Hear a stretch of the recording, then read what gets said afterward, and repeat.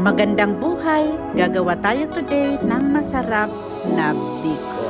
Dahil hindi ako nakabili ng fresh coconut, kaya gagamitan ko lang ito ng coconut cream and jam. Paminsan-minsan hahaluin natin ito para hindi masunog. Ayan na, nakagawa na tayo ng masarap na latte. Ngayon, hahanguin na natin ito at iset aside. Next, maglalagay tayo ng 1/4 kilo ng sugar at hahayaan natin itong mag-arnibal.